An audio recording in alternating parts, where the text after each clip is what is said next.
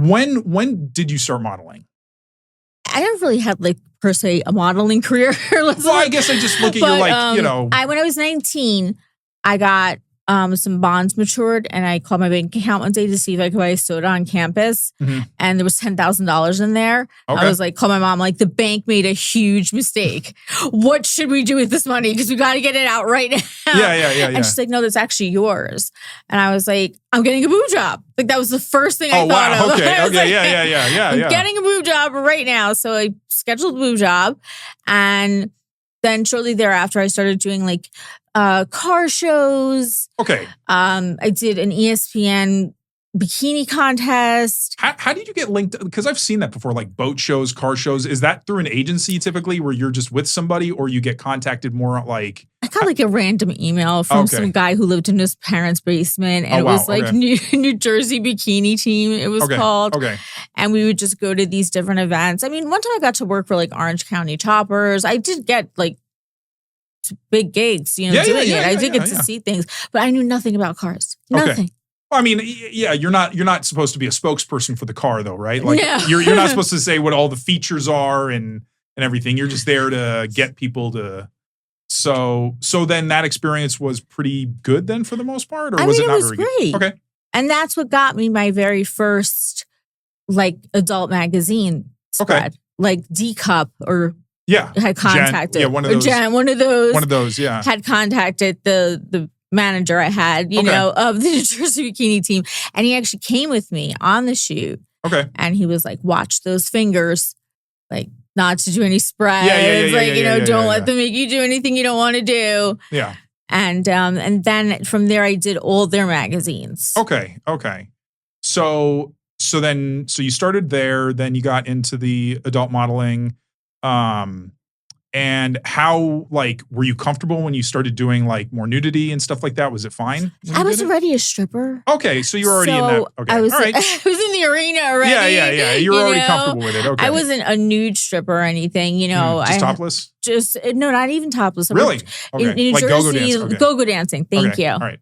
If there's booze served in New Jersey and New York, the girls have to have clothes on. Okay. That's kind of the rule of thumb. Yeah. So then the idea of but because you were already so close, getting naked or topless wasn't that much of a stretch for you? No, it really wasn't at that point. I had done a bikini contest in Cancun when I was 17. Okay. With no implants. Okay. I mean, just. Yeah. So then what? So do you remember what your first model, like your first professional? You said was one of those magazines. Was it just kind of a simple like? Did you go to a studio? How did it work? I mean, I remember for Gent, they had an assigned studio for Gent, D Cup. They owned like 3 of them. Okay. I feel like my first real shoot was for Score magazine. Yeah. That was like my first very real shoot, you know. And they're the only. I think they're the only ones still around from that time because I think D Cup and Jen. I think they're all gone. Yeah. So and Score just they keep going.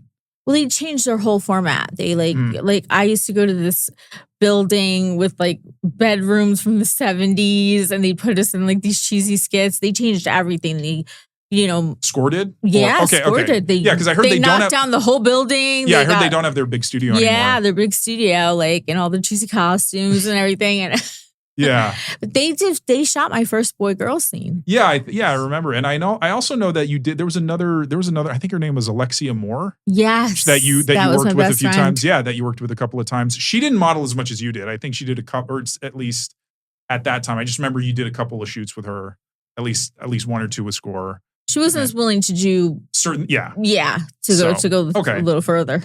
So then, how long after you started doing solo stuff did you start doing boy girl? Was it pretty fast? I'd say it was pretty fast because Score lays it out there for you, and they make it sound like so easy. And trust me, that first scene, I mean, the guy wore a condom. Mm-hmm. I was like, this is porn. I could be doing this every day of my life. This is nothing, this is... Imagine OnlyFans existing back then.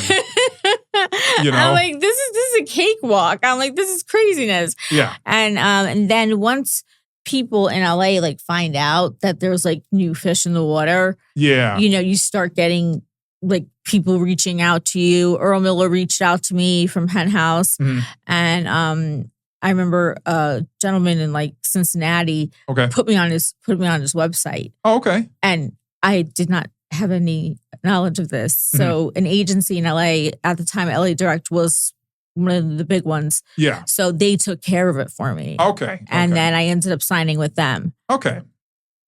So then you did your first stuff with your sort of major stuff, like really breakout stuff with Score. And so who did you work with after that?